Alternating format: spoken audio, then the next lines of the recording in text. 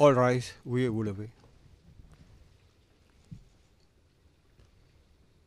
The International Criminal Court is now in session. Lord John Court Panel International at 08.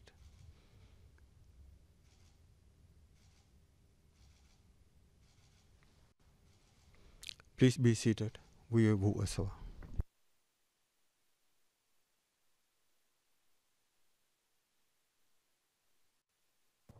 La juge présidente.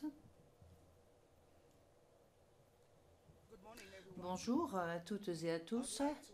Je souhaiterais vous souhaiter la bienvenue dans ce prétoire. Madame la greffière d'audience, veuillez citer la cause, je vous prie. La greffière d'audience, bonjour Madame la présidente, bonjour Madame la juge, bonjour Monsieur le juge. La situation en République centrafricaine dans l'affaire le procureur contre Mahamad Saïd Abdelkani. Référence de l'affaire ICC 0114 01 21 et nous sommes en audience publique. La juge présidente, je vous remercie.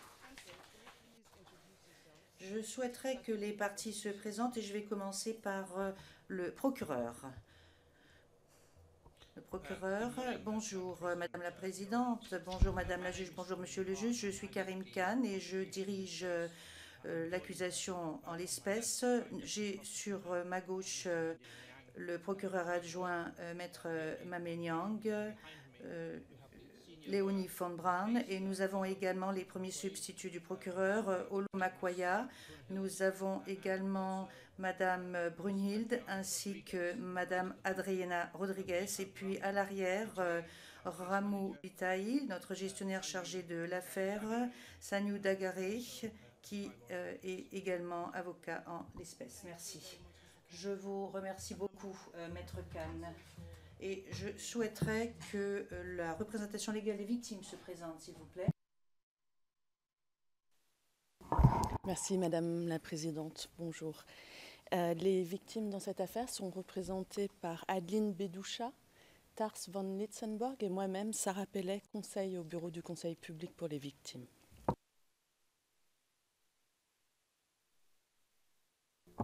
Thank you very much. La juge présidente, je vous remercie beaucoup.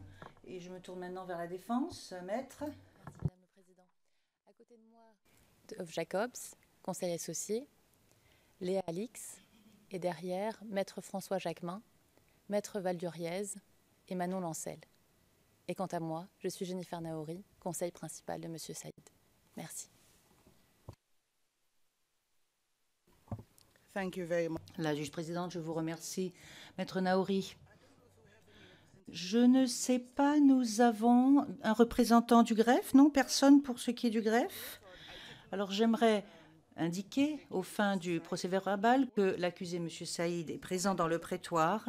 Donc j'aimerais présenter la Chambre rapidement. Je suis moi-même la juge Miata Maria Samba et je suis la juge présidente en l'espèce. À ma droite se trouve Madame la juge Socorro Flores et à ma gauche, Monsieur le juge Sergio Ugalde. Comme vous le savez, nous sommes ici pour les déclarations liminaires dans l'affaire contre Monsieur Saïd Kani. Je dirais que Monsieur Saïd Kani a indiqué à la Chambre en janvier qu'il était connu sous le nom de Mohamed Saïd. Donc, nous ferons référence à lui en l'appelant Monsieur Saïd, en l'espèce. Alors, je vais dans un premier temps faire quelques remarques préliminaires, puis les charges seront lues à Monsieur Saïd. Puis nous aurons donc la déclaration liminaire du procureur qui sera suivie par la déclaration liminaire de la représentation légale des victimes et ensuite nous entendrons la défense.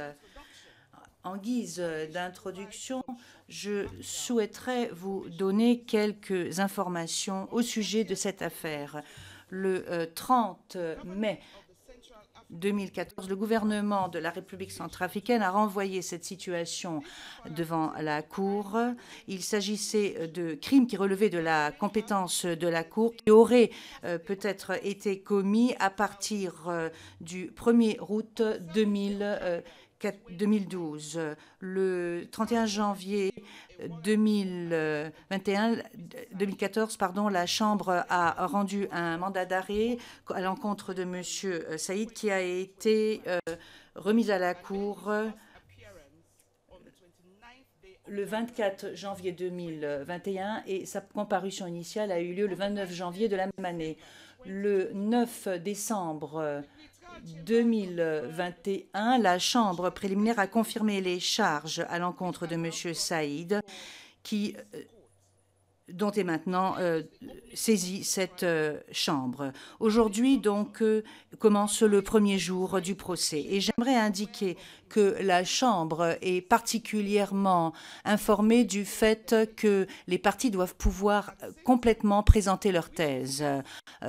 Ceci étant dit, nous souhaitons indiquer que nous attendons à ce que ce procès soit mené à bien de façon efficace et diligente, non seulement dans l'intérêt de tous les participants, mais fondamentalement dans l'intérêt de l'accusé ainsi que des victimes. Nous allons maintenant nous intéresser à la règle 134 du règlement de procédure. Par sa décision 243, une date butoir a été donnée par la Chambre, la date étant le 22 juillet 2022 pour le dépôt de toute requête qu'il faudrait trancher avant le début du procès. Il faut savoir que la Chambre constate la linéa 2 de la règle 134 du règlement de procédure et la Chambre va maintenant demander aux parties si, hormis les questions qui sont encore pendantes, ils ont encore des objections à soulever ou des observations à faire au sujet de la conduite de la procédure. Je vous rappelle que le 22 juillet 2022 était la date butoir qui avait été établie par la Chambre. Et j'aimerais vous rappeler que conformément à l'alinéa 2 de la règle 134, les observations et les objections ne pourront plus être soulevées pendant le procès sans l'autorisation de la Chambre. Monsieur le procureur. Le procureur, je vous remercie, Madame la Présidente. Aucune objection en ce qui concerne le procureur. La juge présidente, je vous remercie. Maître Naouri, je prends note de votre courriel. Ah, peut-être que vous souhaiteriez vous lever. Je disais donc que je prends note de votre courriel envoyé le jeudi 22 septembre par lequel vous nous aviez indiqué que vous n'aviez pas l'intention de soulever aucune objection ou de faire des observations. Auriez-vous l'amabilité de confirmer cela maintenant? En effet, comme la défense a pris bonne note de la décision la décision prise récemment par email, le 21 septembre, que nous pouvions faire des observations que de choses qui se sont passées après le 22 juillet. Dans ce cas de figure, la défense n'a pas d'observation, puisqu'il sera difficile pour nous de distinguer artificiellement entre ce qui s'est passé avant le 22 et après le 22 juillet 2022. Merci, Madame le Président.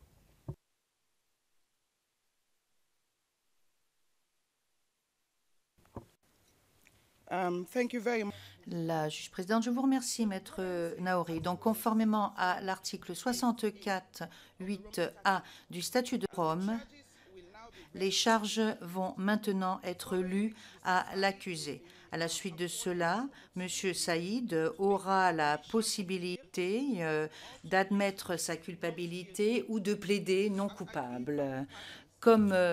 Conformément à l'accord conclu entre les parties et la Chambre, la greffière d'audience va donner lecture des charges en omettant les parties qui contiennent des renseignements confidentiels qui ne peuvent pas être lus en audience publique. Madame la greffière d'audience, auriez-vous l'amabilité de lire à M. Saïd les charges qui ont été confirmées?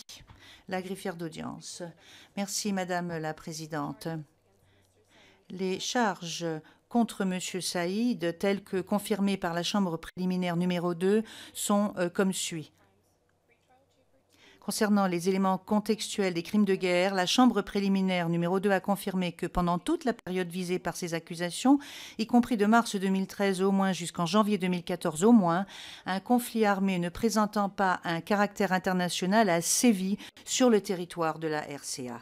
Les parties à ce conflit armé ne présentant pas un caractère international se distinguaient l'une de l'autre par plusieurs facteurs, notamment leur affiliation ou leur opposition à François Bozizé, président de la RCA de 2003 jusqu'au 24 mars 2013, même si leur apparence extérieure, leur organisation militaire et leur tactique ont considérablement évolué avec le temps et au gré des aléas de la guerre.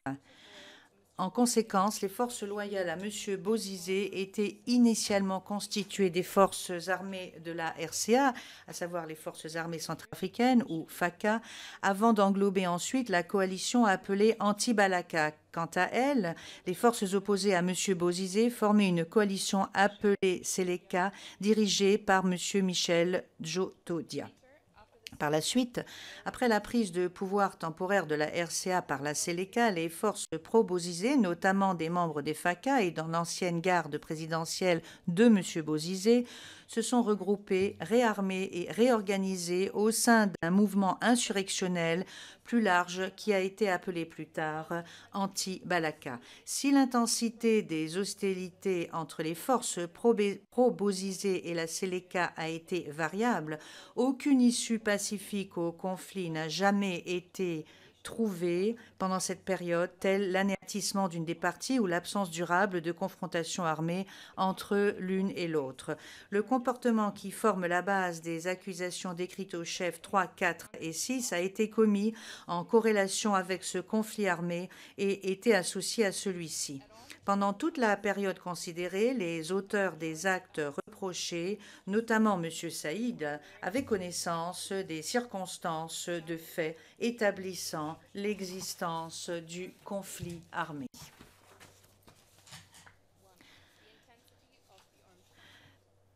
Premièrement, intensité du conflit armé. Les hostilités armées en RCA entre les forces pro-Bozizé et la Seleka se sont prolongées, dépassant le stade des troubles et tensions internes tels que les émeutes, les actes de violence isolés et sporadiques ou les actes de nature similaire, et étaient suffisantes pour établir l'existence d'un conflit armé ne présentant pas un caractère international.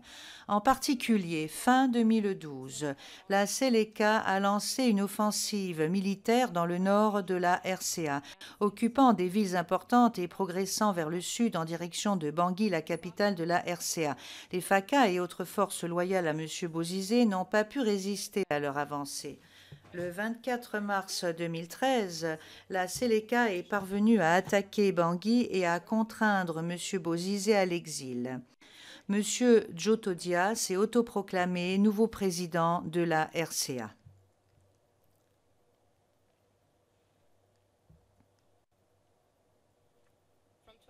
À partir du 24 mars 2013, M. Bozizé et ses alliés se sont regroupés, réarmés et réorganisés rapidement pour riposter à la Seleka. Cela a conduit à la formation de la coalition anti-Balaka composée d'éléments des FACA, de la garde présidentielle et de groupes d'autodéfense déjà existants et nouvellement créés en RCA. 6 mois plus tard, en septembre 2013, ces forces se sont lancées à nouveau dans d'âpres combats contre la Seleka. Le 5 décembre 2013, elles sont parvenues à lancer une attaque coordonnée de grande ampleur contre Bangui pour tenter de chasser la Seleka. Malgré l'échec de l'offensive, d'autres affrontements acharnés y ont fait suite. Cette situation a entraîné la démission de M.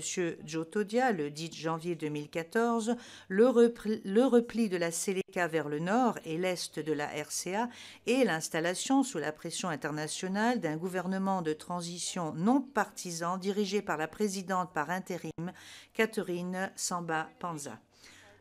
Deuxièmement, organisation des parties au conflit armé.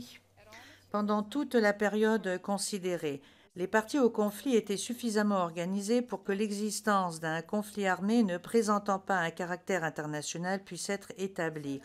La Seleka était une coalition rassemblant plusieurs factions politiques et groupes armés dont les actions n'étaient pas coordonnées jusqu'alors, notamment mais sans s'y limiter, l'Union des forces démocratiques pour le rassemblement, l'UFDR, deuxièmement la faction fondamentale de la Convention des patriotes pour la justice et la paix, la CPJPF, et troisièmement la Convention patriotique pour le salut du Caudreau, la CPSK.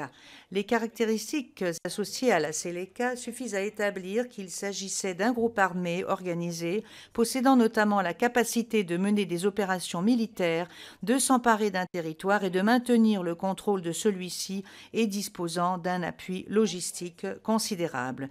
De même, tant qu'elle représentait les forces armées nationales, alors que M. Bozizé était président, les FACA constituaient une partie essentielle des forces pro-Bozizé et on pouvait légitimement présumer qu'elles étaient organisées de manière suffisante.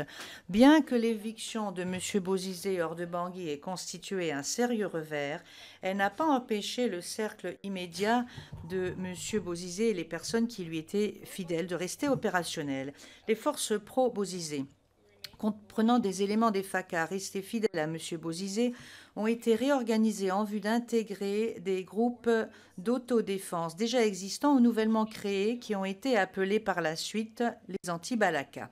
Dans la mesure nécessaire et en toutes circonstances, elles étaient suffisamment bien organisées ainsi que l'ont démontré leur maintien d'une structure efficace de commandement, leur capacité à mener des opérations militaires complexes et leur capacité à mettre en place un dispositif logistique efficace, notamment pour recruter de nouveaux combattants.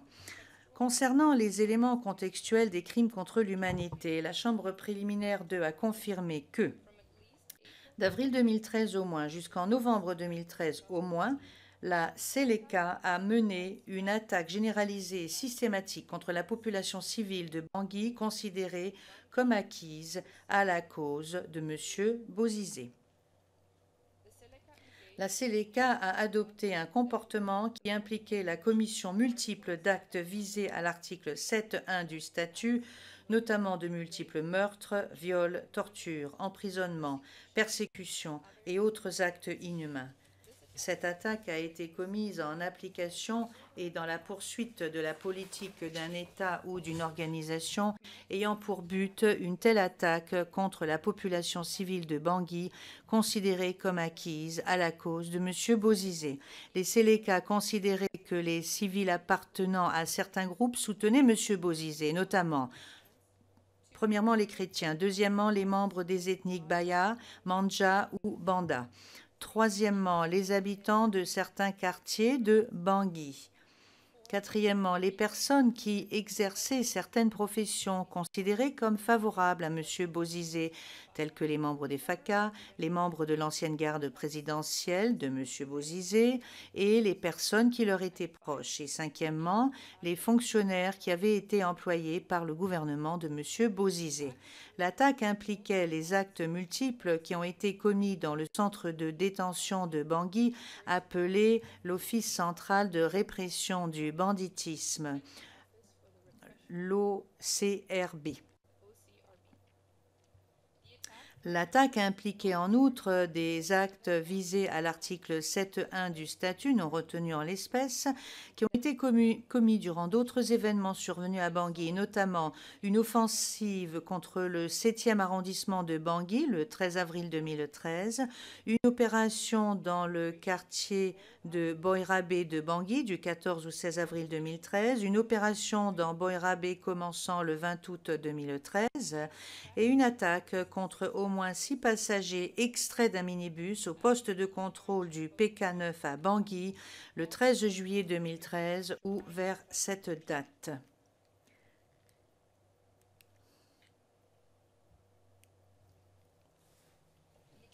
L'attaque était systématique. Les crimes constituant l'attaque n'étaient pas commis au hasard. Les crimes commis à l'OCRB étaient premièrement planifiés, coordonnés et supervisés par des chefs militaires de la Seleka, deuxièmement commis par la Seleka de manière régulière pendant une longue période et troisièmement exécutés par la Seleka selon un mode d'action systématique.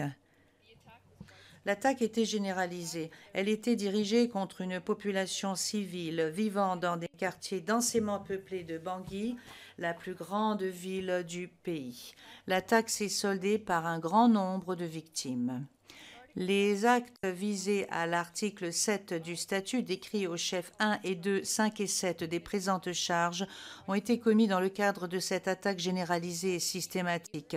En tant que chef de haut rang de la Séléka et en tant que personne souvent présente sur les lieux des crimes en cause, M. Saïd avait connaissance de l'attaque généralisée et systématique contre la population civile de Bangui considérée comme acquise à la cause de M. Bozizé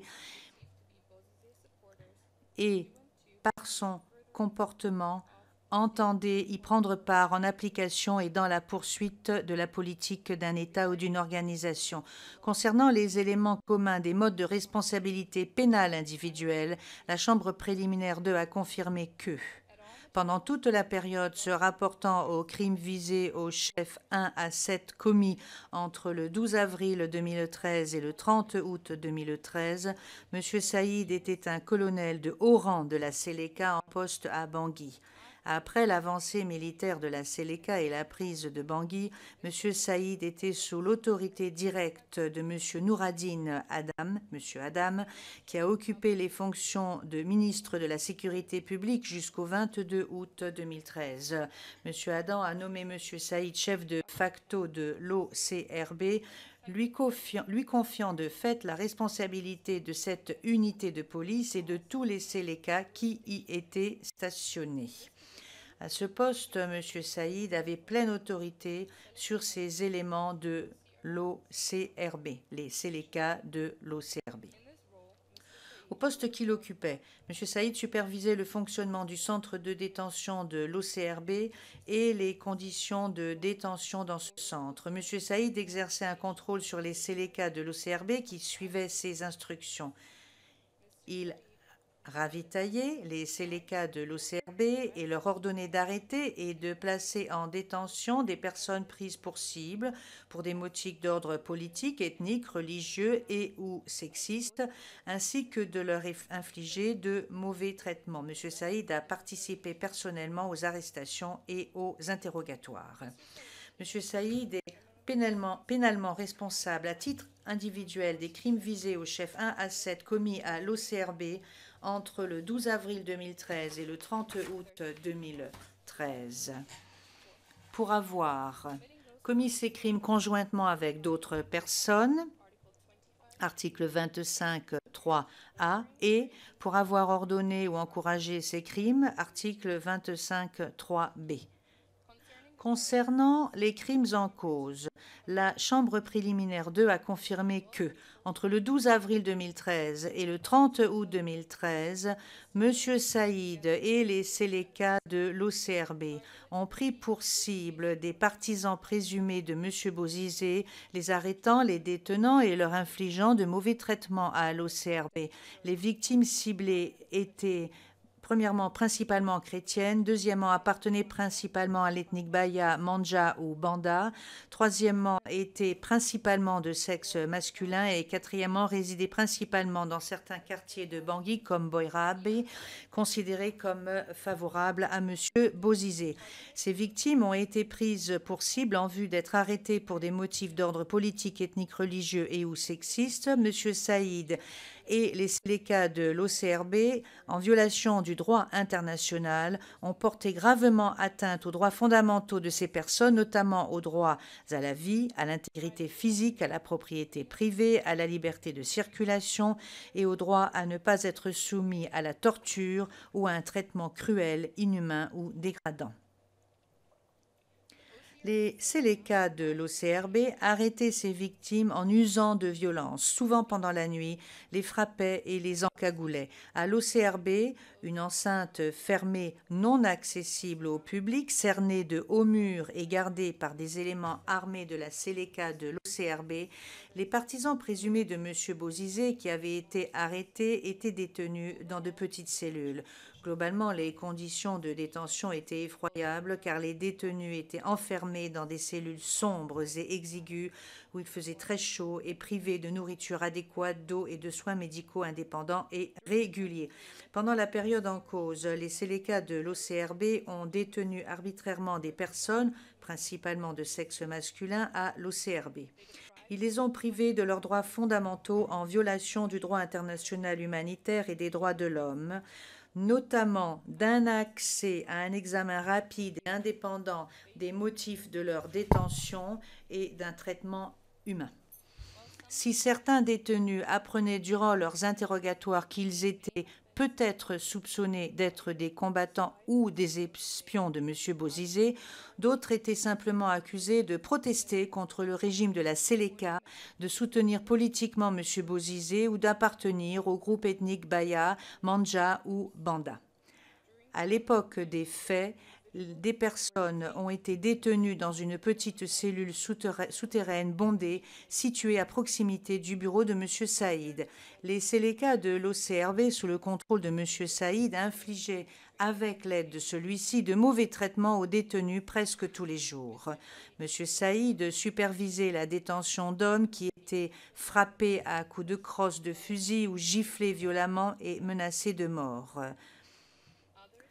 D'autres étaient frappés avec des fouets en cuir de cheval ou des bâtons garnis de fils métalliques, étaient frappés sur les pieds avec des matraques ou des crosses de fusil alors qu'ils étaient agenouillés, étaient brûlés ou avaient les oreilles tirées et partiellement arrachées au moyen de pinces. Certains hommes dont les mains, les coudes et les pieds étaient attachés ensemble dans le dos de façon très serrée selon une technique appelée arbatachar, ont enduré d'intenses douleurs et souffrances physiques et psychologiques. Sur instruction de la Chambre, le paragraphe 29 est omis car il contient des informations confidentielles. Je vais maintenant donner lecture du reste des charges. Les faits exposés au paragraphe 29, sur lesquels reposent les chefs 1 à 6, constituent également le comportement sous-jacent du crime de persécution, chef 7. Ce comportement a été commis en corrélation avec ces crimes. Pendant la période considérée, M. Saïd et les autres auteurs des crimes ont pris pour cible les victimes qu'ils considéraient comme soutenant M. Bozizé, ainsi que décrits au paragraphe 25, et ce pour des motifs d'ordre politique, ethnique, religieux et ou sexiste. M. Saïd avait connaissance des circonstances de fait établissant la gravité du comportement énoncé au chef numéro 1, notamment du fait qu'il violait les dispositions fondamentales du droit international. M. Saïd savait que les détenus étaient arrêtés de façon arbitraire, privés de leur droit de demander un examen rapide et indépendant des motifs de leur détention, détenus dans des conditions effroyables et gravement maltraités physiquement et ou mentalement. M. Saïd savait que les auteurs des crimes infliger des douleurs ou des souffrances aux détenus de l'OCRB en vue notamment d'obtenir des informations ou un aveu, de punir, d'intimider ou de contraindre ou pour tout motif fondé sur une discrimination quelle qu'elle soit, chef 3.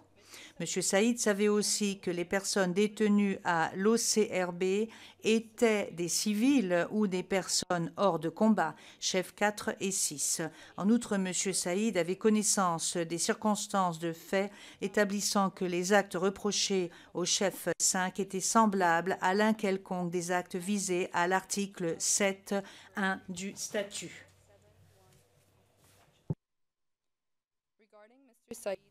Concernant la responsabilité individuelle de M. Saïd, la Chambre préliminaire 2 a confirmé les formes de responsabilité pénale suivantes.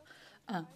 Conformément à l'article 25.3a du statut, co-auteur de crimes à l'OCRB, M. Saïd, M. Adam, Tahir Babikir, Hissène Damboucha, Yahya Soumayele, Mohamed Saleh, Adoum Kete, Adoum Rakis, Fadoul al-Bachar et d'autres Séléka de l'OCRB avaient un plan ou un accord commun en vue de prendre pour cible les partisans présumés de Bozizé dans Bangui en commettant à l'OCRB les crimes reprochés au chef 1 à 7. Le plan commun de l'OCRB.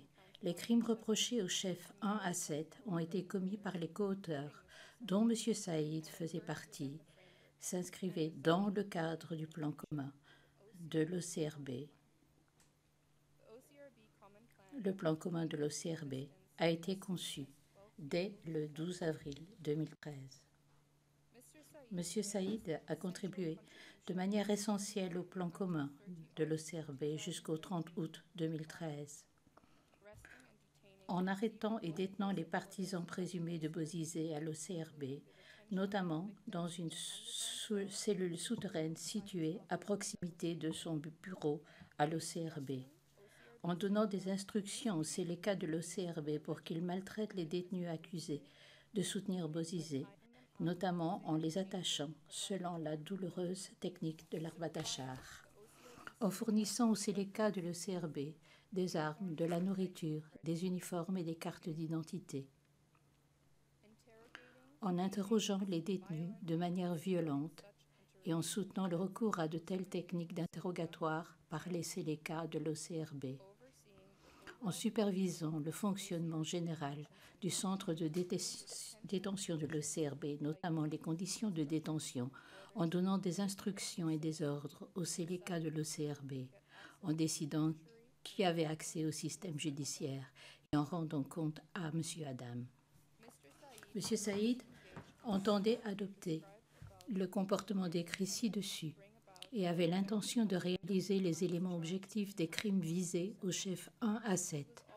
Il savait également que la mise en œuvre du plan commun de l'OCRB entraînerait, dans le cours normal des événements, la commission des types de crimes reprochés au chef 1 à 7. M. Saïd savait que le plan commun de l'OCRB présentait un aspect criminel. Il avait également connaissance de son rôle essentiel dans ce plan, de la nature essentielle de ses contributions, telles que décrites ci-dessus, et de sa capacité, conjointement avec d'autres co-auteurs, à contrôler la commission des crimes.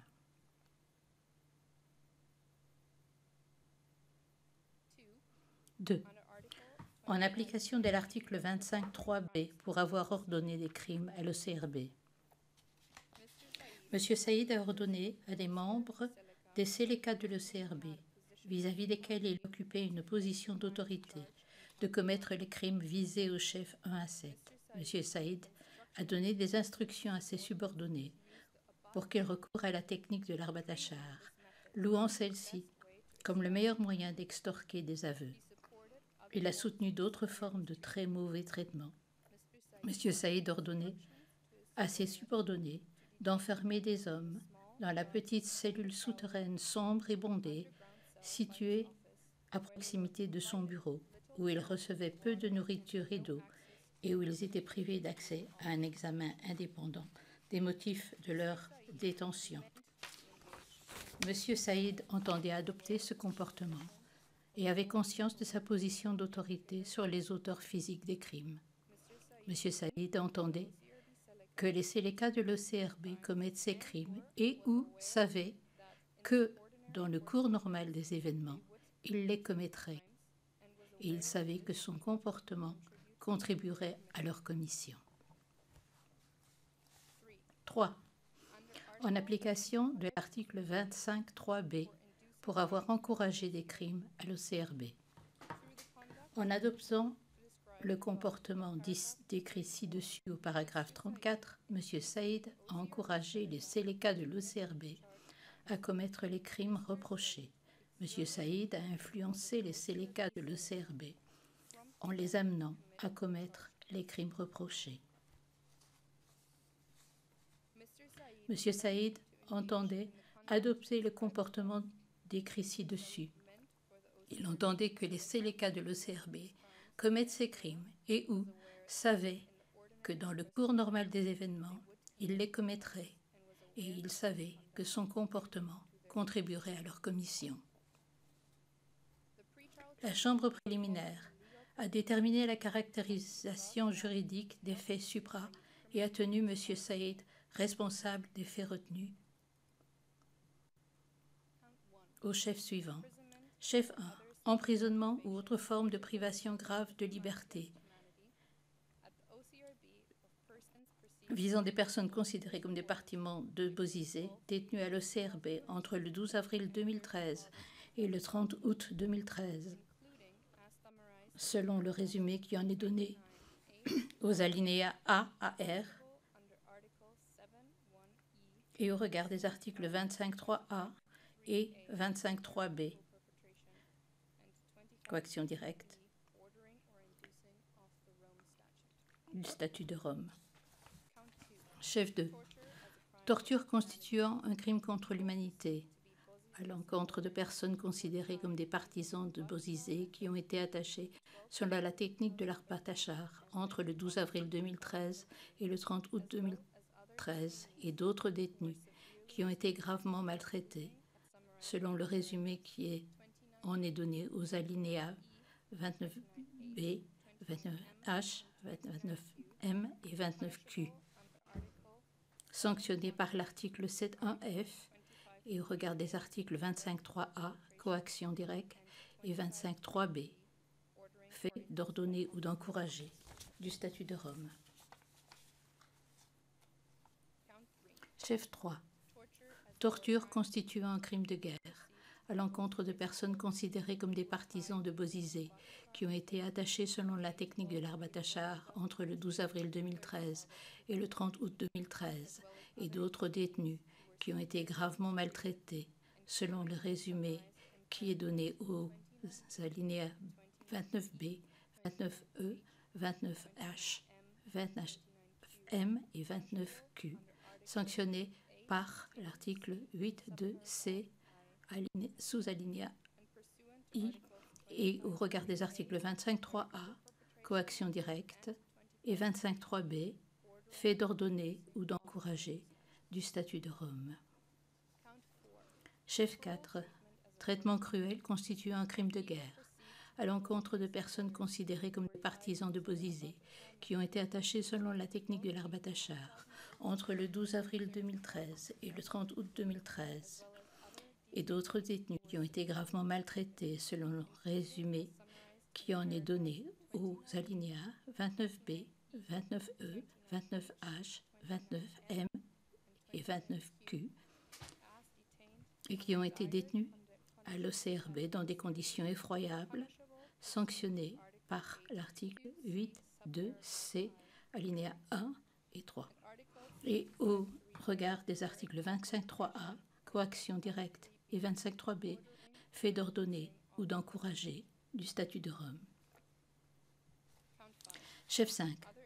Autre acte inhumain constituant un crime contre l'humanité contre des personnes considérées comme des partisans de Bozizé qui ont été détenus à l'OCRB dans des conditions déplorables et ont subi des violences verbales et physiques, y compris pendant des interrogatoires entre le 12 avril 2013 et le 30 août 2013, selon le résumé qui en est donné aux alinéas 29A à R, sanctionnés au regard des articles 27.1K et les articles 25.3a, coaction directe, et 25.3b, fait d'ordonner ou d'encourager du statut de Rome.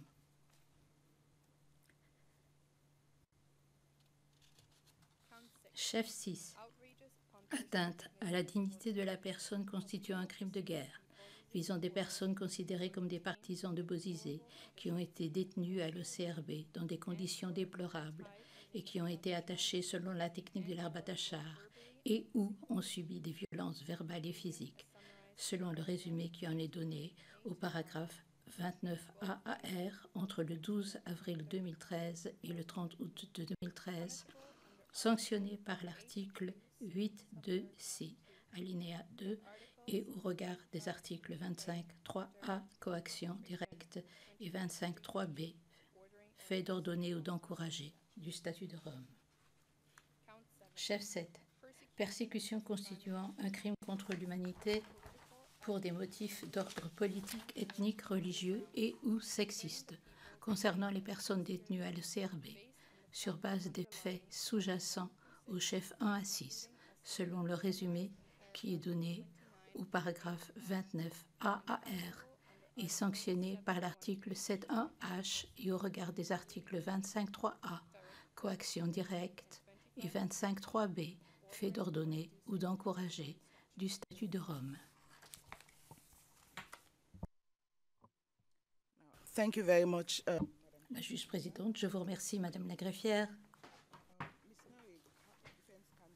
Maître Naouri, Conseil de la Défense, pourriez-vous confirmer que vous avez expliqué la nature des charges? Maître Naouri, veuillez vous lever. Can you please confirm Pourriez-vous confirmer que vous avez expliqué la nature des charges à M. Saïd, ainsi que son droit à faire aveu de culpabilité ou de plaider non coupable aux charges? Pourriez-vous confirmer cela, je vous prie? Merci Madame le Président. J'attendais la fin de la traduction ou l'interprétation plus exactement. Je confirme tout à fait que nous avons discuté en détail de la teneur des charges et que M. Saïd est au courant de la teneur des charges ainsi que de son droit de plaider coupable ou non coupable. Et je peux vous informer que, évidemment, nous sommes ici aujourd'hui puisqu'il a décidé de plaider non coupable. Merci Madame le Président. Thank you very much. Je vous remercie. Pourrions-nous entendre Monsieur Saïd? Monsieur Saïd, veuillez vous lever, je vous prie.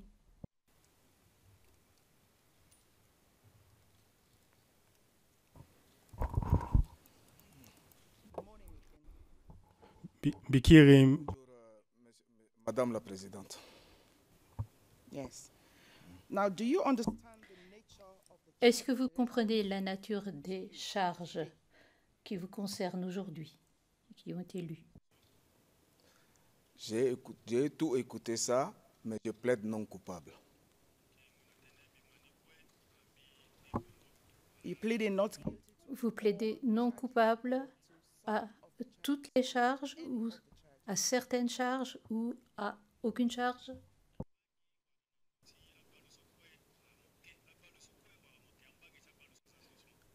Je plaide non coupable sur toutes les situations, sur toutes les accusations.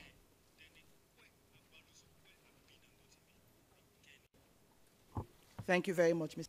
Je vous remercie, Monsieur Saïd. Vous pouvez vous rasseoir.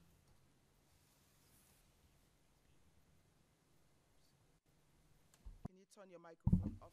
Pourriez-vous couper votre microphone, je vous prie? Je vous remercie. Turn to the opening. Je me tourne maintenant vers la déclaration liminaire. L'accusation va commencer sa déclaration liminaire aujourd'hui. 4.5 hours. Elle a 4h30.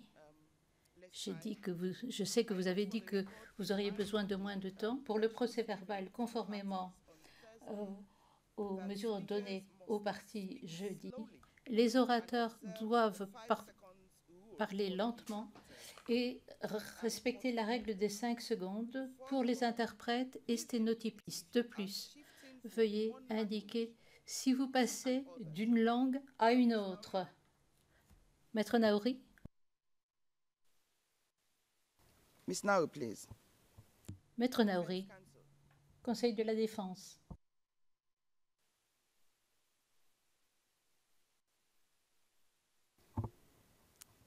Miss Naouri? Maître Naouri, Pardon, je lisais le transcrit. Nous, nos plaidoiries seront exclusivement en français puisque c'est la langue de travail de l'équipe de défense. No. I just wanted to catch your attention. je voulais simplement attirer votre attention sur ce que je disais à la Chambre, au dos conseil. So, furthermore, please indicate if you are Veuillez indiquer from one si vous passez d'une langue à une autre afin d'aider les interprètes for the accuracy of the ainsi que pour la précision du procès-verbal. Mr. Prosecutor. You may now Monsieur le procureur, vous pouvez maintenant faire votre déclaration liminaire. Madam President, Your Honor. Monsieur Khan. Madame la Présidente, Madame et Monsieur les juges,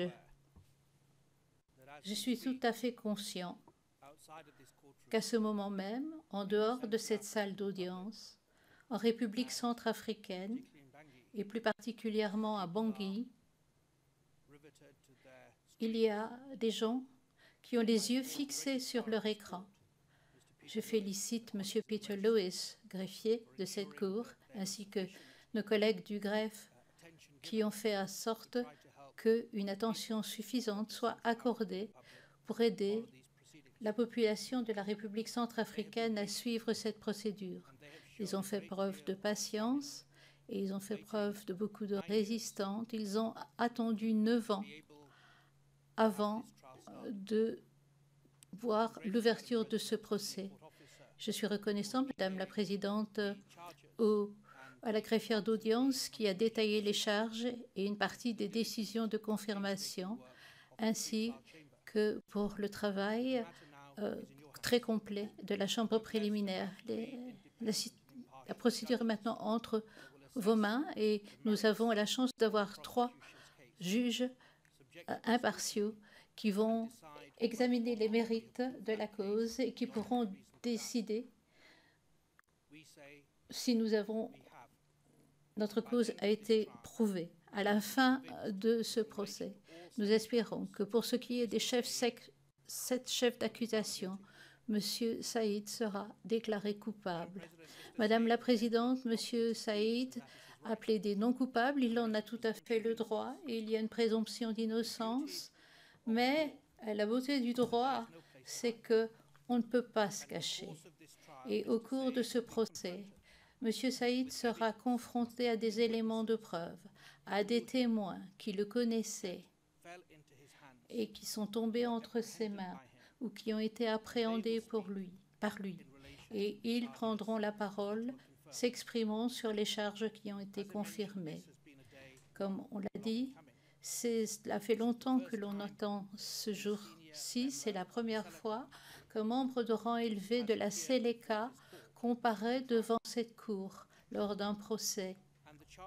Et les charges auxquelles il est confronté sont épouvantables et elles sont reflétées dans une certaine mesure dans la décision de confirmation. Emprisonnement, persécution, torture. Et il ne s'agit pas là d'incidents isolés. Pour des raisons que vous entendrez, cela faisait partie d'une attaque généralisée et systématique à l'encontre de la population civile. Et en dehors de cela, il y a une violence entre les anti-Balaka et les Séléka. Cela constitue la tragédie de beaucoup de pays et c'est certainement la tragédie de la République centrafricaine, que ces groupes ont lutté pour le pouvoir, pour l'hégémonie et non pas dans l'intérêt de la population qui très souvent s'est retrouvée prise entre 2 feux ou ciblée et utilisés comme des pions dans un jeu qui les dépassait. La discrimination, la persécution seront également des caractéristiques de ce procès et seront développées en temps utile. Ma portion de l'ouverture de ce procès se concentrera sur une orientation. Qu'est-ce que c'est que le CRB et qu'est-ce que ça n'était pas? Et où était-il?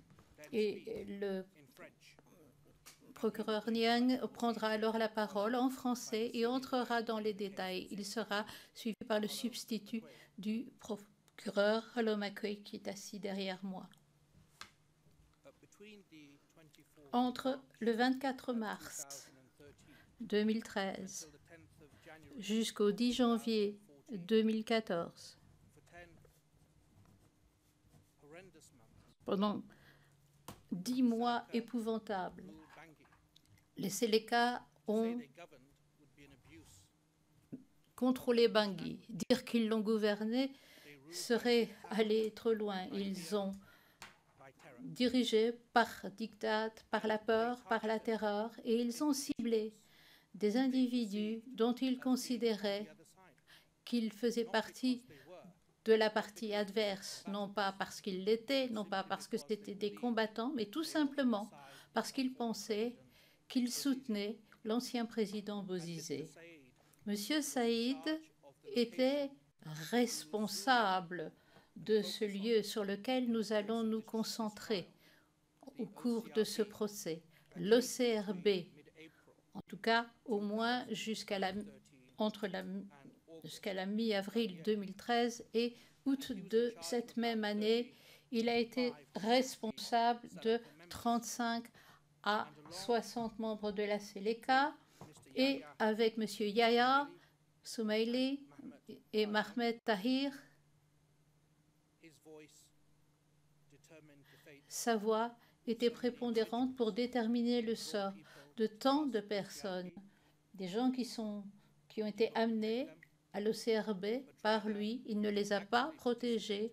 Au contraire, il a participé activement à leur capture, à les faire pourchasser et à les soumettre aux conditions les plus effroyables qu'il aurait pu imaginer.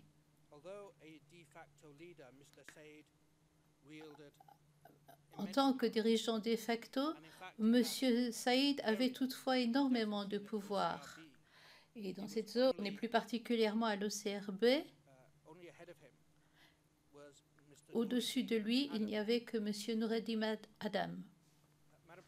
Madame la Présidente, nous pourrions peut-être passer sur le pavé évidence 2 et nous verrons à l'écran une carte de Bangui.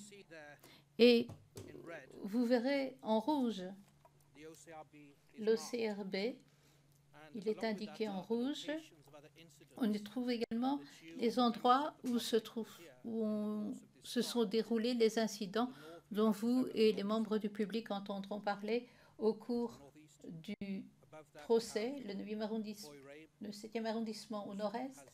Il y a Boyrab, pour lesquels 2 incidents détaillés ont lieu en avril 2013 et août 2013. À l'ouest, nous avons un incident épouvantable, des exécutions. Au PK9, il s'agit de l'incident du minibus. Les personnes ont été extraites, emmenées jusqu'au fleuve et y ont été jetées. Certains corps ont pu être recouvrés, mais en tout cas, il y a des photographies. Et puis, nous avons Cedad, qui n'est pas très loin de l'OCRB. Mais si l'on passe à la photographie suivante, Madame la Présidente, vous voyez là une vue aérienne de l'OCRB.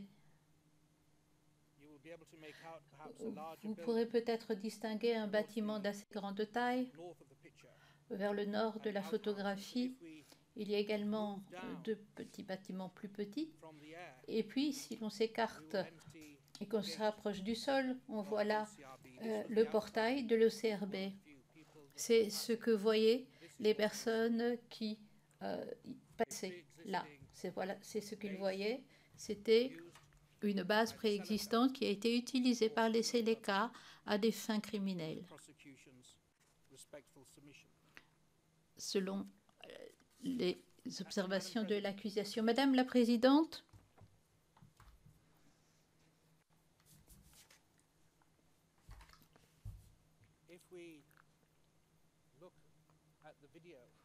si on regarde la vidéo, vous verrez dans quelques instants une compilation qui a été exécutée par la section de criminalistique du bureau de l'accusation, du bureau du procureur. 2016. C'est l'intérieur de ce complexe. Vous verrez le bureau principal à gauche. Vous voyez à droite d'autres cellules et vers le sud-est, qui est marqué sur la vidéo, G5 à G7. Là, ce sont des cellules dans lesquelles des hommes étaient détenus et soumis à ce que, selon l'accusation, constitue de mauvais traitements effroyables.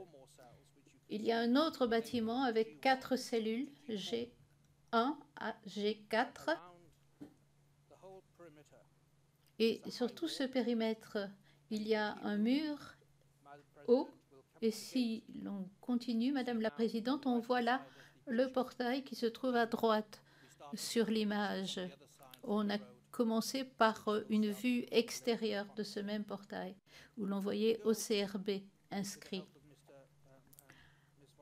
Avec l'aide de Mademoiselle Van Braun, si nous examinons le bâtiment principal, on peut aller à l'intérieur.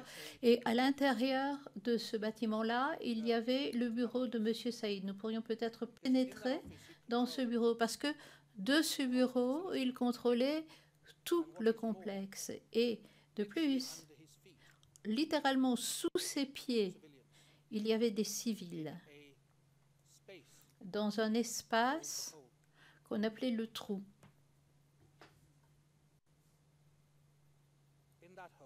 Dans ce trou, des civils étaient détenus dans des conditions terribles, entourés de grâce, d'excréments, avec un manque de ventilation. Ils étaient traités non pas comme des êtres humains, même pas comme des animaux, mais comme appartenant à une classe inférieure aux animaux. Leur humanité est viscérée par la politique et les actions et qui font l'objet de ce procès. Ils ne recevaient pas d'eau, il n'y avait pas de procès équitable, ils étaient, dans tout le sens du terme, coupés de la protection de la loi. Et ces victimes sont maintenant devant cette cour et se présenteront devant les juges pour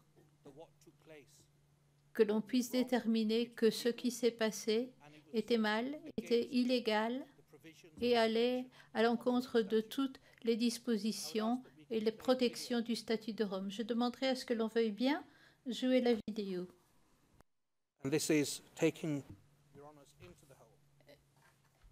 Mesdames et messieurs les juges, voilà, c'est le trou. Il y aura 9 témoins qui, au cours de ce procès, témoigneront et décriront à quoi ressemblait le temps passé dans cet endroit où l'air était moisi, où il n'y avait pas de ventilation, énormément de détenus qui étaient là ensemble.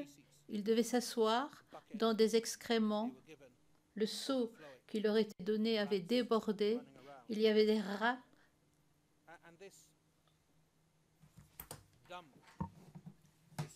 Et ce trou qui était un endroit loin de toute légalité, ce n'était pas le seul endroit où ces malheureux étaient détenus. Il y avait d'autres cellules, il y en avait 6 au-dessus du sol. Les voici vues de l'extérieur, mais les conditions y étaient les mêmes.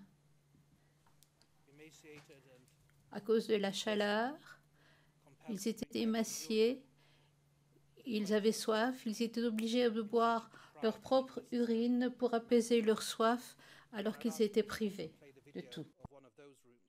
J'aimerais demander que l'on montre une vidéo pour voir l'une de ces cellules. Voici la cellule 3G, ou G3 plutôt.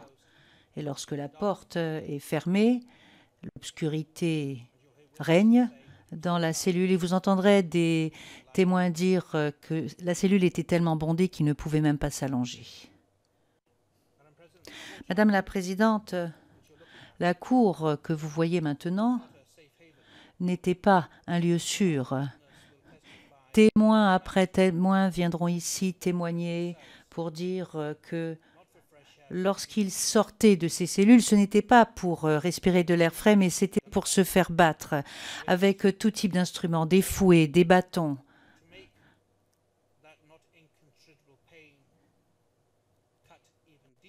Et pour exacerber les douleurs et les souffrances, les témoins vous décriront comment leur dos était couvert de boue ou de gravier, ce qui fait que les lacérations étaient encore plus profondes et les fouets coupaient de façon encore plus efficace.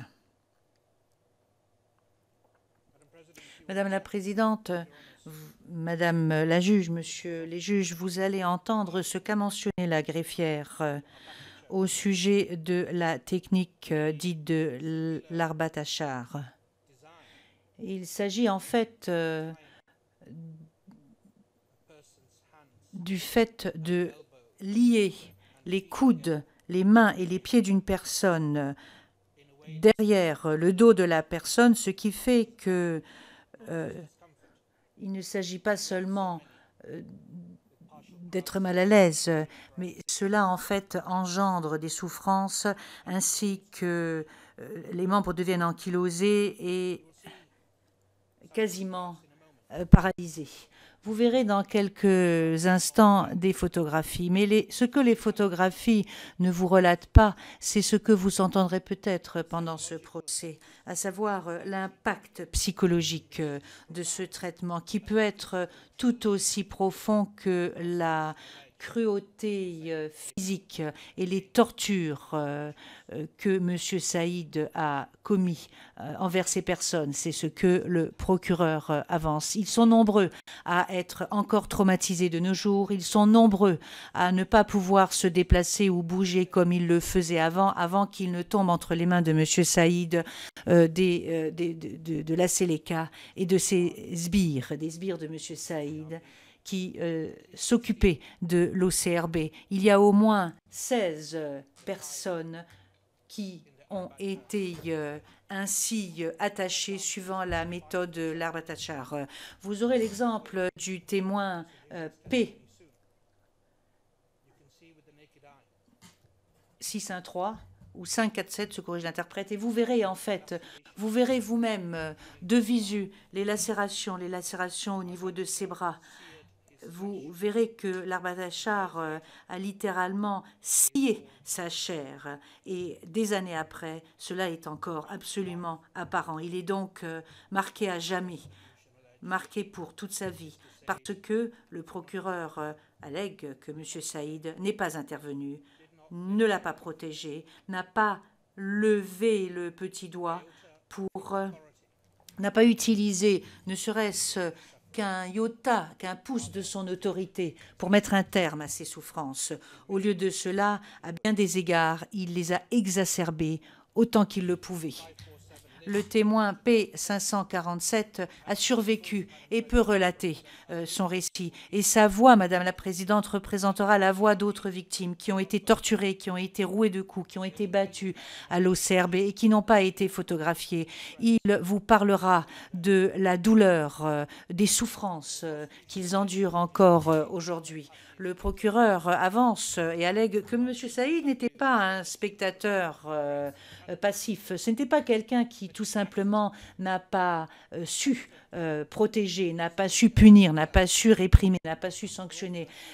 Il a, au lieu de cela, traqué lui-même les civils et les a emmenés à l'OCRB en sachant pertinemment exactement ce qu'il avait planifié et prévu pour eux, à savoir un cauchemar de torture qui les attendait sous son contrôle. Le témoin P3053, par exemple, P3056, P3064 sont autant de témoins qui vont venir témoigner et qui vont vous expliquer comment ils ont été appréhendés, non pas par une personne tout à fait inconnue, mais par la personne qui se trouve aujourd'hui au banc des accusés.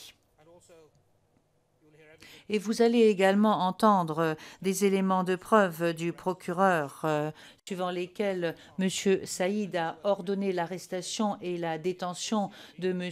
Oswaldson ainsi que de 2 autres personnes qui ont été détenues à l'OCRB. Et vous entendrez parler de l'OCRB et de ces hauts murs, de cette enceinte qui était gardée par des gardes de la Seleka qui avaient des armes lourdes. Les gens ne pouvaient pas s'échapper, ne pouvaient pas s'évader, même s'ils n'avaient pas les pieds et mains liés par la barchar. Donc il s'agissait ce n'était pas un bureau qui était chargé de réprimer le banditisme. Ce n'était pas un bureau dont le but était d'évaluer les conduites criminelles. C'était un centre de torture qui a été conçu en tant que tel pour propager la terreur, la souffrance. Les éléments de preuve émanent de nombreuses sources. Et Madame la Présidente, Madame la Juge, Monsieur le Juge, vous entendrez parler non seulement des victimes qui ont survécu, mais également des témoins qui ont travaillé avec Monsieur Saïd, qui ont vu ces actes et qui pourront témoigner de sa présence à l'OCRB, tel que le témoin P2105, P2161, P2563. Vous entendrez les éléments de preuve émanant de membres de famille. Imaginez à quel point il est effroyable d'être torturé sans être protégé par la loi. Et lorsque quelqu'un a réussi à comprendre et à trouver où se trouvaient leurs proches, imaginez leur désespoir, parce qu'ils ne savaient pas ce qui se passait, ils ne savaient pas ce qui s'est passé pendant cette période. Et vous entendrez le témoin P2241, le témoin 2692, le témoin P3043, le témoin P3046, ainsi que le témoin P3064 qui vous expliqueront comment ils ont été contraints de verser des sommes colossales d'argent à l'accusé, ainsi qu'à ses co-auteurs mentionnés en l'espèce, pour obtenir la libération de leurs proches. Donc, une petite affaire lucrative dans le cadre de cette cruauté qui était commise. Et puis, les éléments de preuve vous montreront de façon absolument ferme et catégorique que l'accusé n'a jamais discipliné ses subordonnés par rapport à ce qu'il voyait, par rapport au traitement dégradant qui était infligé aux personnes à l'OCRB. Comme je l'ai indiqué un peu plus tôt, Madame la Présidente, au sens propre et au sens figuré, dans ce trou, Monsieur Saïd avait les pieds littéralement sur la tête de ses compatriotes, de ses frères à Bangui. Et ce ne sera pas si surprenant que cela si vous entendez dire que le procureur n'a absolument rien fait pour empêcher et pour punir, parce que le témoin P338 vous expliquera que M. Saïd lui a dit lui-même que la méthode Arbatachar était la meilleure méthode, pour obtenir des aveux. Les crimes de M. Saïd, qui sont allégués par l'accusation et qui sont confirmés par la chambre préliminaire, ne constituent pas des actes isolés et sporadiques qui ont été mais sont des crimes généralisés et systématiques qui constituent des crimes contre l'humanité. M. Saïd savait et était informé du fait que ce comportement s'inscrivait dans le cadre de cette attaque généralisée, parce qu'il a participé à cette attaque généralisée. Madame la Présidente, il y a une caractéristique de cette affaire qui est la nature discriminatoire de ce qui s'est passé. Lorsque les Séléka ont pris le pouvoir le 24 mars 2013 et ont chassé le président François Bozizé, les éléments de preuve vous montrera qu'avec aucune finesse, avec aucun discernement, des personnes ont été ciblées parce qu'elles étaient considérées comme une menace pour les Séléka. Elles ont été ciblées pour des raisons politiques, ethniques ou religieuses, parfois pour des raisons sexistes. Parfois, elles étaient ciblées pour tous ces motifs. Le fait d'être chrétien, d'appartenir au FACA, à la garde présidentielle, faire partie d'un groupe ethnique tel que les Gbaya, les Mandja et les Banda.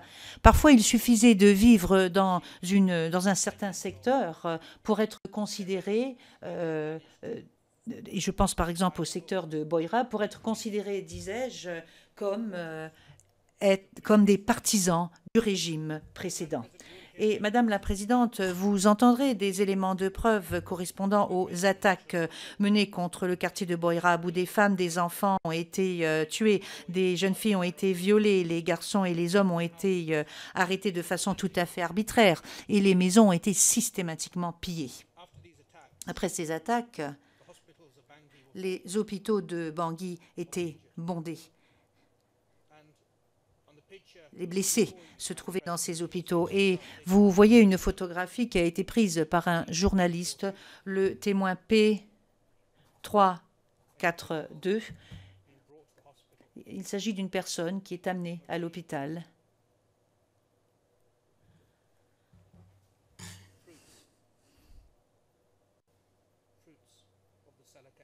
Voilà les résultats étranges des efforts des Seleka, des fruits étranges, comme l'indique la chanson.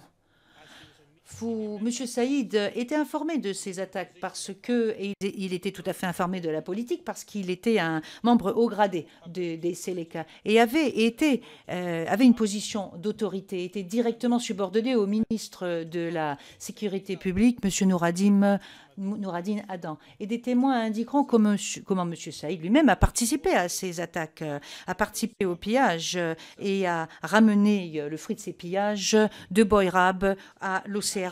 Donc il s'agissait de piller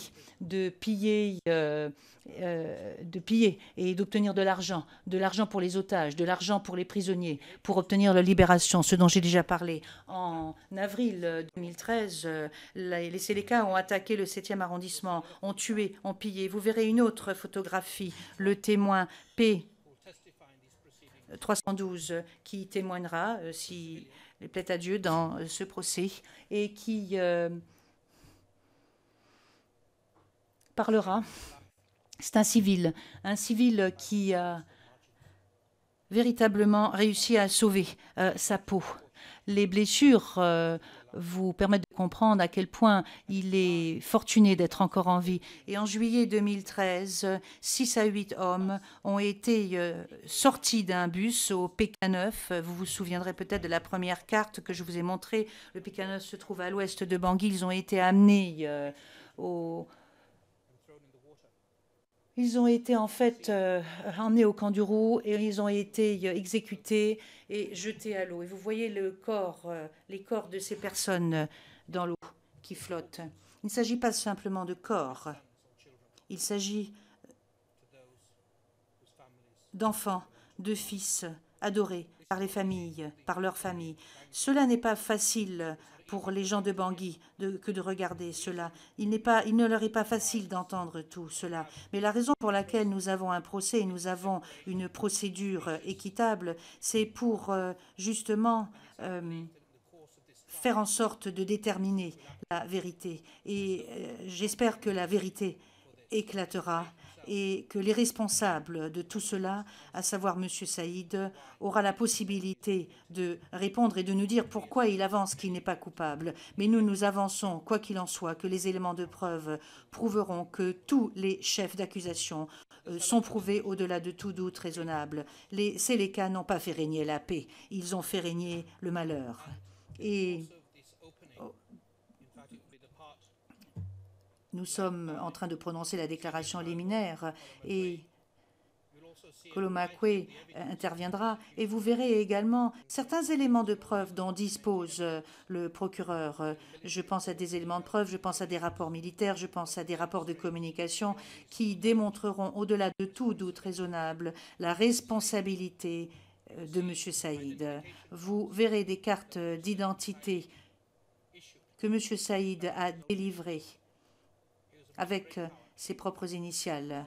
C'était un homme qui avait un grand pouvoir, comme il est malheureux pour les ressortissants de la République centrafricaine, comme il est malheureux pour M. Saïd qui n'a pas utilisé cette autorité, ce pouvoir à bon escient et de façon humaine, mais qu'au lieu de cela, il a abusé de cette autorité et a fait subir un sort atroce à ses concitoyens. Madame la Présidente, le 28 juillet 2022, le mandat d'arrêt délivré à l'encontre de M. Nouradim Adam, l'ancien ministre de la Sécurité publique et le second qui commandait les Séléka, a vu le scellé levé. Monsieur Adam, bien entendu, était le supérieur immédiat de Monsieur Saïd. Alors, il n'est que juste que d'utiliser cette occasion avec votre aval pour indiquer à quel point il est important que les mandats soient délivrés par cette Cour et par les juges de cette Cour et qu'ils soient exécutés et délivrés de façon en temps voulu, parce que les victimes ont le droit à la vérité. Par ailleurs, mon bureau essaie de travailler conjointement avec la Cour spéciale à Bangui pour insuffler un dynamisme à cet esprit de complémentarité. Nous allons essayer de faire en sorte qu'il y ait davantage de justice. Et les éléments de preuve collectés ou compilés par mon bureau seront, je l'espère, envoyés si cela est possible à ce tribunal. Mais pour le moment, aujourd'hui, je dois dire que tous les yeux sont rivés sur M. Saïd, sur ce qu'il a fait et sur ce qu'il a choisi de ne pas faire. Avec votre aval, à la fin de cette déclaration liminaire, et je l'espère à la fin de ce procès, j'espère que lorsque vous aurez entendu Monsieur Nyang ainsi que la première substitut du procureur, vous comprendrez un peu mieux la force de la thèse de l'accusation et pourquoi nous disons avec confiance que vous allez être en mesure d'être convaincu au-delà de tout doute raisonnable de la responsabilité de M. Saïd qui a commis les 7 chefs d'accusation qui lui sont reprochés et qui seront confirmés pendant ce procès. Je vous remercie, Madame la Présidente, et avec votre autorisation, je me permets de donner la parole au procureur adjoint, M. Nyang. La Présidente, je vous remercie, M. Nyang. Je constate qu'il vous reste 12 minutes. Est-ce que vous souhaitez commencer maintenant Est-ce que vous souhaitez commencer maintenant?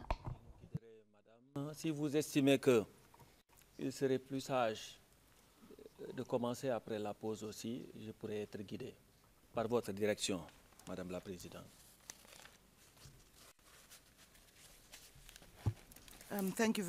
La Présidente, je vous remercie beaucoup. Alors, je regarde l'horloge. Eh bien, je pense que vous pouvez effectivement commencer maintenant. Si à 11 heures, vous n'avez pas fini, nous reviendrons après la pause et vous poursuivrez. Je vous en prie. Merci. Madame la Présidente, Madame, Monsieur les juges, c'est avec humilité, mais avec un profond sens du devoir que je me présente pour la première fois devant vous ce matin. Et c'est avec une égale humilité que j'ai l'honneur de prendre la parole à la suite de M. le procureur Karim Khan, Conseil de la Couronne, qui vous a déjà planté le décor avec une très grande illustration. Je présenterai le dossier, Madame la Présidente, de l'accusation contre M. Saïd au cours peut-être de 40 à 50 minutes, pas plus. En tout cas, je n'irai pas au-delà du temps qui nous a été alloué, parce que la Chambre a déjà reçu un exposé détaillé dans le mémoire de première instance qui vous a été soumis par l'accusation. Aujourd'hui, je m'attacherai donc à présenter les aspects saillants des éléments de preuve que l'accusation présentera et qui constituent les faits essentiels de l'espèce, les faits permettant d'établir les éléments constitutifs des crimes et les modes de responsabilité.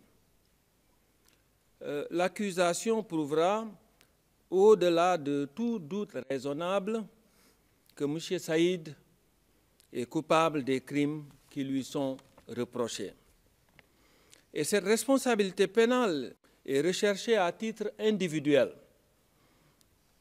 pour des crimes de guerre et des crimes contre l'humanité qui ont été commis à l'Office central de répression du banditisme, dont vous avez déjà vu toutes les images, et qui va par son intitulé en français l'OCRB, et tout cela dans cette période de temps entre le 12 avril 2013 au moins et le 30 août de la même année. L'accusation s'appuiera sur un ensemble d'éléments de preuve variés pour prouver le bien fondé de sa cause. Elle produira des témoignages, comme le procureur Khan l'a déjà annoncé, mais pas seulement que des témoignages, il y aura aussi de la preuve documentaire, des images vidéo et des clichés d'imagerie numérique qui établiront sans conteste la culpabilité de l'accusé. Les éléments de preuve seront aussi apportés par les témoins de l'intérieur, qu'on appelle aussi plus communément les témoins initiés. Donc, parce qu'ils ont vécu avec l'accusé une partie de ce qui a été fait, à savoir donc des personnes qui étaient présentes à l'époque visée par les charges et qui ont connu donc de l'intérieur les actes et la conduite de l'accusé et de ses subordonnés. Madame la Présidente, Madame le juge, Monsieur le juge, au cours du procès, vous entendrez des témoignages poignants des victimes qui ont souffert aux mains de l'accusé, M. Saïd, et de ses co-auteurs, dont certains vous ont déjà été indiqués par le procureur Khan. Madame la Présidente, Monsieur le juge, Madame le juge, j'évoquerai tout d'abord les faits établissant le rôle et la responsabilité de M. Saïd à l'OCRB. Donc l'OCRB est dans les crimes qui ont été commis. Avant d'aborder les éléments de preuve étayant les éléments constitutifs des crimes de guerre et des crimes contre l'humanité. Nous allons d'abord commencer par le rôle de Saïd à l'OCRB. M. Saïd est visé par les 7 chefs d'accusation suivants que vous voyez sur l'écran. Donc le chef 1, c'est l'emprisonnement ou une autre forme de privation grave de liberté physique en tant que crime contre l'humanité. Le chef 2, torture en tant que crime contre l'humanité. Le chef 3, torture en tant que crime de guerre. Chef 4, traitement cruel en tant que crime de guerre. Chef 5, autre acte inhumain en tant que crime contre l'humanité. Chef 6, atteinte à la dignité de la personne en tant que crime de guerre. Et chef 7, persécution en tant que crime contre l'humanité. Madame la Présidente, Madame, Monsieur le juge, l'accusation fait valoir que M. Saïd a perpétré ces crimes conjointement avec d'autres personnes au sens de l'article 25.3a du statut de Rome et qu'il a ordonné ou encouragé ces crimes au sens de l'article 25.3b du statut.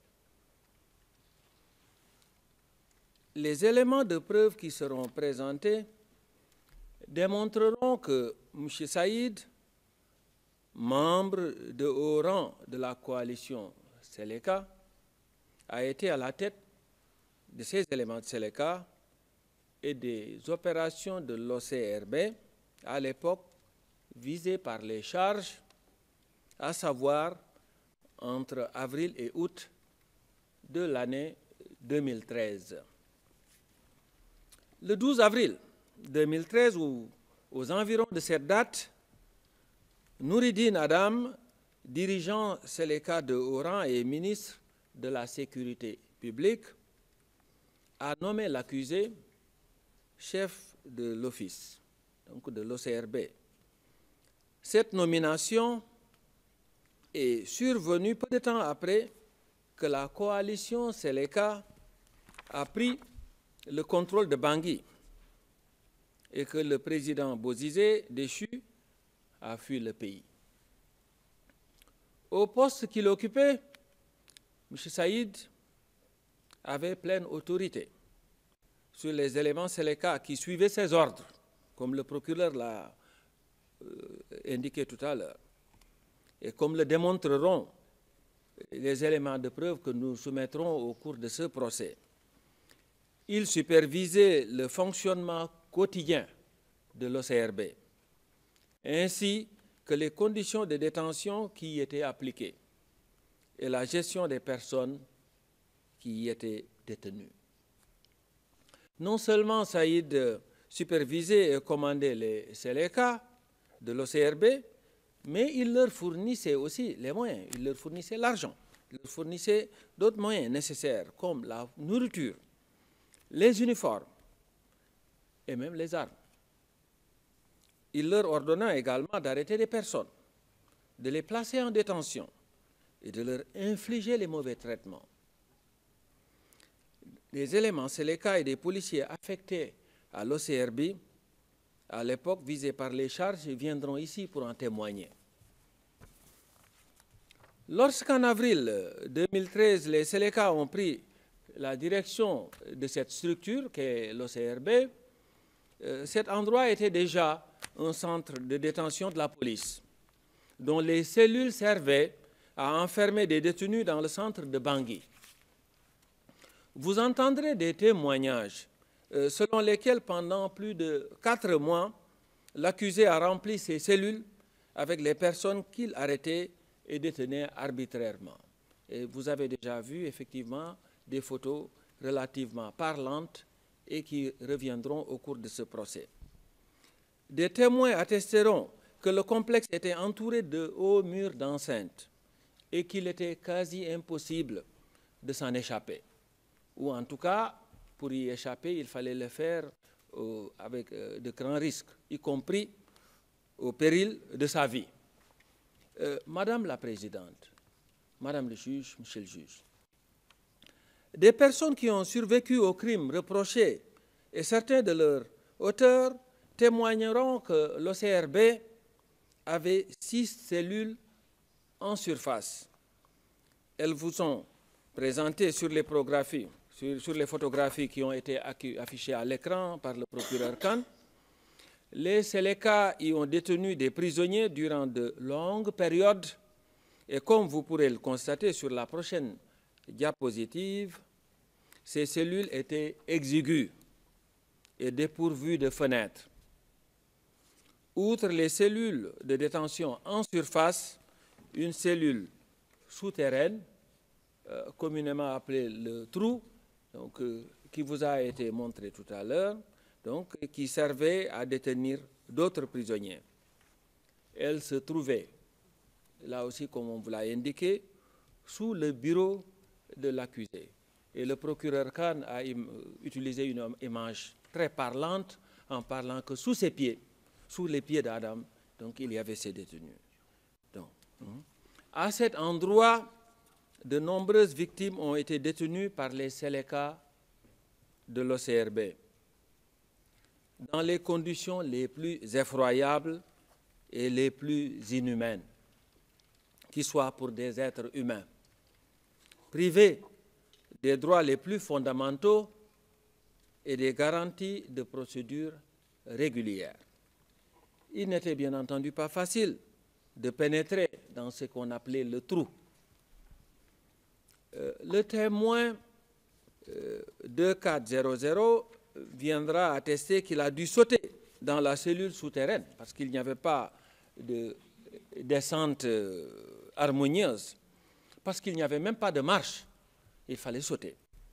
Il vous dira qu'une odeur d'excréments et d'urine se dégageait de la cellule, qu'à l'intérieur, il y faisait sombre et froid et que le sol était recouvert de détritus. Dans les cellules de l'OCRB, les éléments de la Seleka, sous le contrôle de M. Saïd, détenaient des personnes considérées comme favorables à Bozizé, des chrétiens, des membres de certains groupes ethniques, pris pour cible, tels que les Gbaya. Mr. Nyang. Oui. Monsieur Nyang, le moment est peut-être opportun pour faire une pause. Nous reprendrons alors à 11h30. Thank you. Madame Court Officer, Madame la greffière, nous allons lever la séance jusqu'à 11h30.